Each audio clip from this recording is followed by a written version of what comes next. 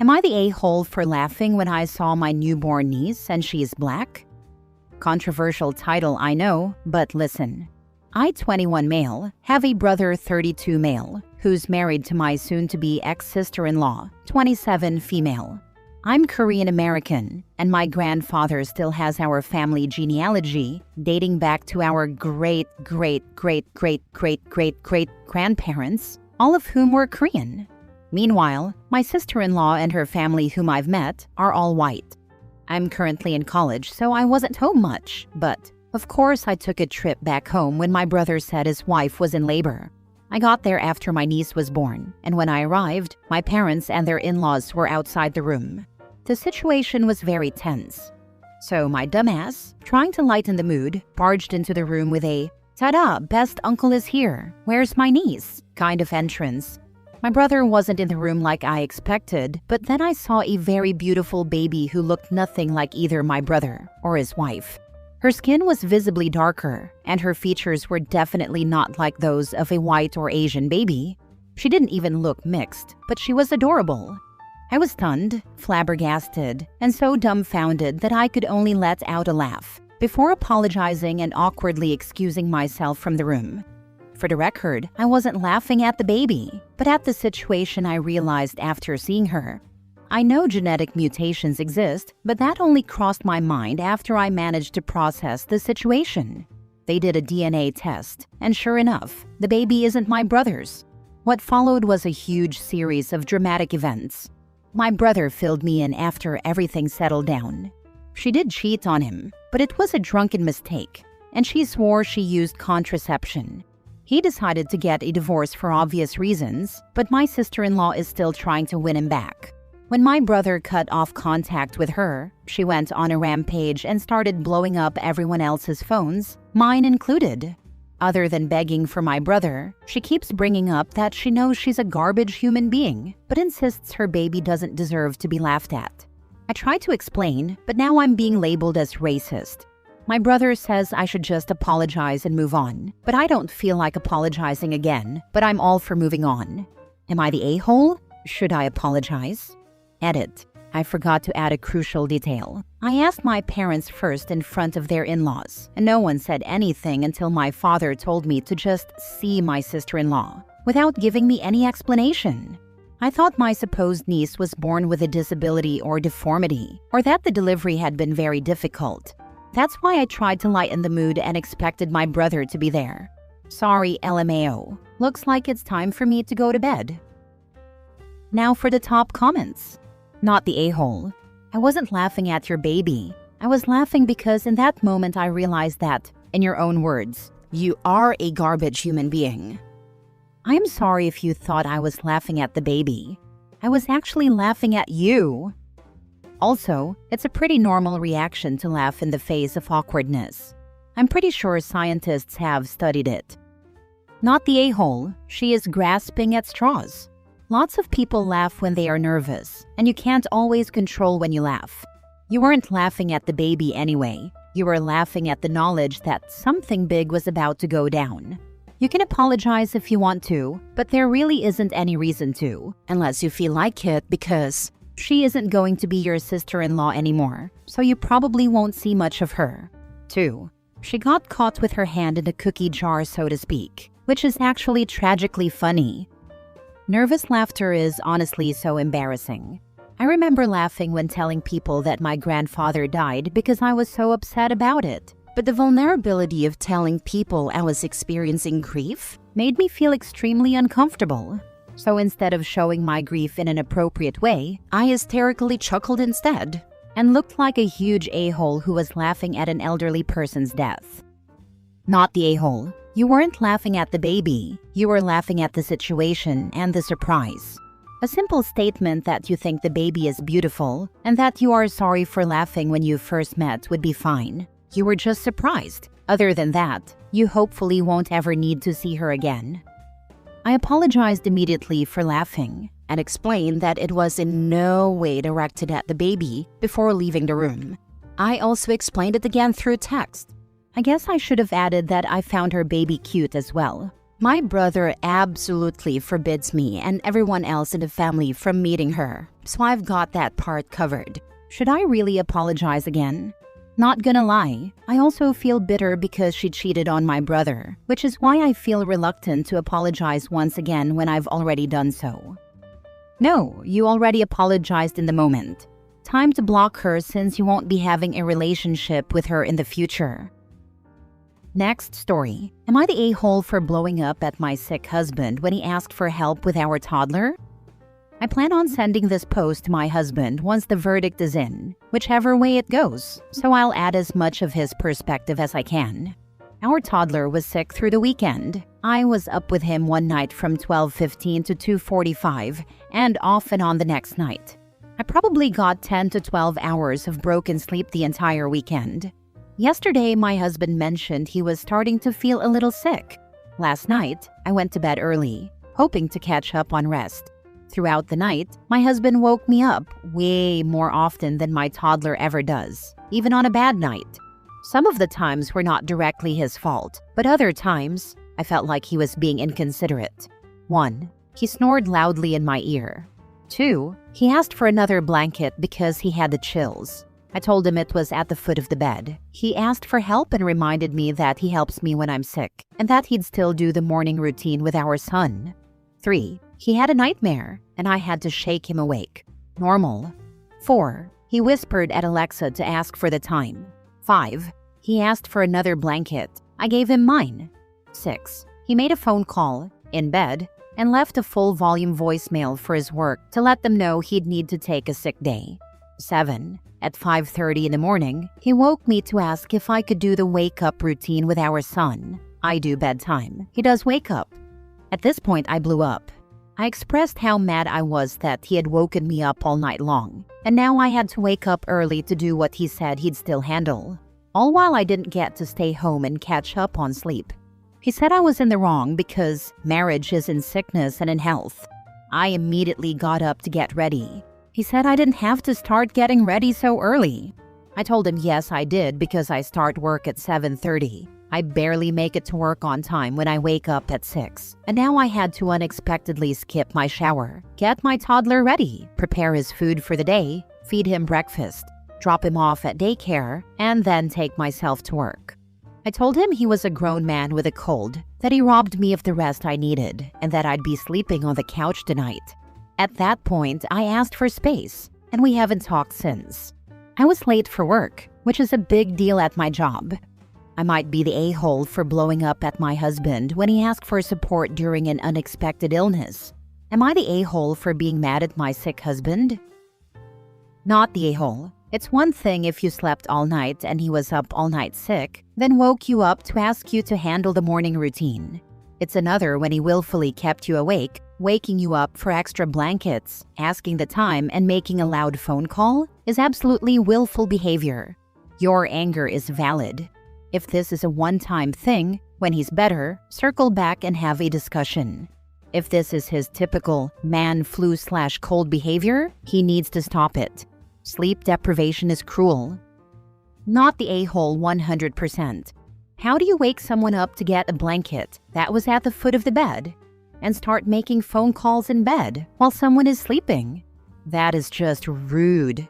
If he doesn't know where the blankets are in the home, why? Does he not live there? Asking Alexa what time it is, knowing his phone is right there, gets me more than the blankets, I think. It feels like he's mad that he's sick and is taking it out on her. I'm curious if that's their normal dynamic or what. Yeah, definitely, because Alexa doesn't whisper back. She tells the whole neighborhood. This guy doesn't know how lucky he is, because I would have kicked him to the couch about 3 days ago. His mother's couch. Not the a-hole. Being sick, working, and caring for a sick child is terrible. But your husband is an adult and needs to be somewhat self-sufficient and considerate. He can't help that he had a nightmare or snored, but waking you up for a blanket twice, asking for the time, and taking or making calls in the early hours from bed is incredibly self-centered. And he did not help during the weekend when toddler was sick. Next story. Am I the a-hole for choosing to buy concert tickets instead of using my money to host my son's first birthday? I, 35 female, had a baby, 7-month-old male last year. It was a rough pregnancy. I lost a parent due to a terminal illness while pregnant, struggled to complete postgrad, and then developed preeclampsia, requiring a C-section. During postpartum, I struggled with depression, anxiety, and, at times, due to sleep deprivation, hallucinations. I try to shoulder most of the child care while working from home, and my husband, 35 male, helps where he can. He doesn't experience the same sleepless nights I do, and doesn't handle the majority of child care like I do because he has a high-pressure job that involves performing intricate surgeries. As much as I love my son, I am exhausted and sad most of the time. I got help for my PPD, but some feelings just don't go away. I grieve the life I used to have, and nobody or nothing prepared me for how consuming parenting can be. I decided I really want to do something for myself and bought tickets to the concert of an artist I truly adore. I plan to finance the entire trip myself, traveling to the venue, purchasing tickets, etc.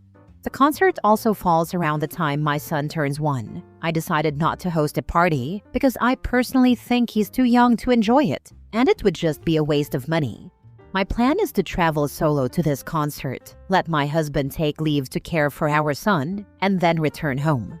In my eyes, this was an opportunity to splurge on myself for once, and if I wasn't hosting a first-year party for my son, that was totally fine. My husband is very supportive of this decision and already has his leave lined up. However, when I told my friends and family, I received a pretty adverse reaction. They've been commenting that I'm selfish and that my son deserves a big celebration to mark his first 365 days around the sun. They argue that even if he doesn't enjoy or remember his party, the photos would mean a lot to him in the future. I explained that I plan to have a small private celebration with just my husband and me, but everyone seems to be judging me so harshly that I'm starting to feel awful. Am I the a-hole? And more importantly, am I a bad mother? Now for the comments. Not the a-hole. I think your plan to celebrate your little one with a small private party is just right.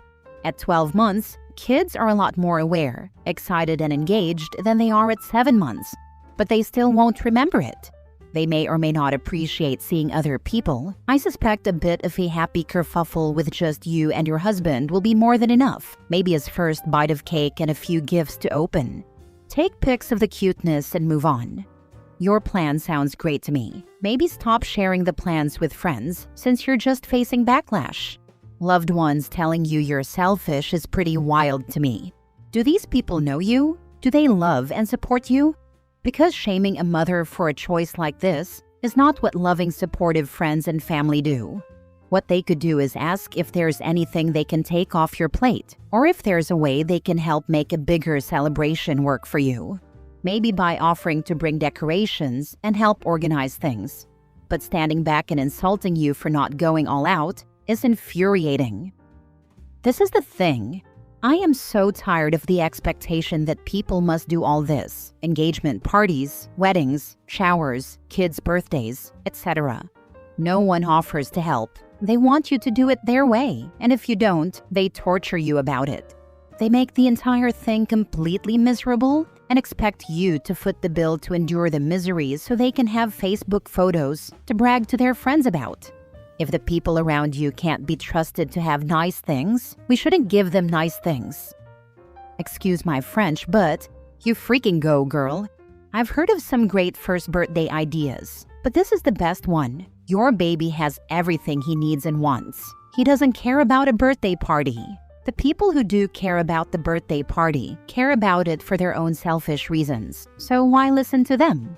You deserve this, and you've done the work for the last 365 days, so go celebrate that. Not the a-hole. Totally not the a-hole. If those people want to host a party for your son, let them. Otherwise, you deserve a break, and it is no one else's business but yours and your husband's. The first year of motherhood can be hell, and if you can get away for a few days to find yourself again, you should absolutely do it. Cheers, and have a great time. Last story. Am I the a-hole for not saying hi to my dad's girlfriend? So, me, 14 female, and my dad, 44 male, were super close my entire life. I was the textbook daddy's girl until about a year ago. For some backstory, my parents divorced 2 years ago after being together for 25 years. I later found out that my dad had been texting one of his co-workers, 34 female, for up to 3 hours a day. I thought it was weird but didn't think much of it. Then she started calling my dad and sending gifts to me and my brother. That's when my mom stepped in, which ultimately led to their divorce. For some reason, my dad denied everything. But surprise, just a couple of months after the divorce, he told me he was with that same coworker now. Understandably, I was pissed. But every time I told him it was too soon to be in a relationship, he ignored me and responded with, "You just don't want me to be happy." 6 months later, he announced that she was moving in. Again, I was pissed. I never liked her. My dad tried to convince me she had done nothing wrong. But in my mind, no woman with any self-respect would be messaging a married man for hours a day. To make things worse, while my mom was dealing with a brain bleed, my dad decided to move his girlfriend in. But that's a whole other story. So now I live with her half the time. I stayed in my room every time I was at my dad's house, keeping my door all the way closed. Apparently, she felt awful about everything, but I stood my ground and didn't interact with her. I do around 20 hours of dance a week, so I was able to avoid her most of the time, but weekends were the issue. One morning, I left my door open while I was on my phone. My dad's girlfriend walked by and said hi to me. I didn't respond, and she kept walking. Then my dad stormed into my room with a "we need to talk." At that point, I was so done. It turned into a screaming match. He called me narcissistic and childish, and I started crying and told him to get out of my room. Nothing got resolved, and it certainly didn't make me feel any differently about her. Now, I refuse to go to my dad's house at all, especially since I've been diagnosed with a heart condition. I'm perfectly content staying at my mom's full-time, but I miss what I used to have with my dad. So, am I the a-hole for not saying hi to my dad's girlfriend? Not the a-hole. Your adult dad wants you to act like an adult? Dude, you were 14 and dealing with a lot of changes in a very short time. Your mom's health, the shift in family dynamics, and all of that on top of being an early teen with all those stressors. You're not the a-hole for thinking badly about someone who played a role in breaking up a 25-year marriage. But let's also remember, you were on the phone when the girlfriend said hi. You were busy. Someone who was actually acting like an adult wouldn't have a bruised ego just because someone in another conversation didn't say hi in passing. All this to say, if you think older you will regret not reconnecting with your dad, go ahead and get that closure. But if you're not ready, take your time. Personally, I'd tell his girlfriend to screw off, but I've had to get stronger and more abrasive to keep people from hurting me. The strength is nice, but you shouldn't have to be that strong. The girlfriend wasn't the only one responsible for breaking up a marriage. This was 50-50 on your dad and his girlfriend. OP, not the a-hole. Actually, you have it backwards in one regard. You said, no woman with any self-respect would message a married man for 3 hours a day. What about a married man? It sounds like you're blaming her for your parents' divorce, but the person who destroyed the marriage was your father. A marriage is a commitment between two people.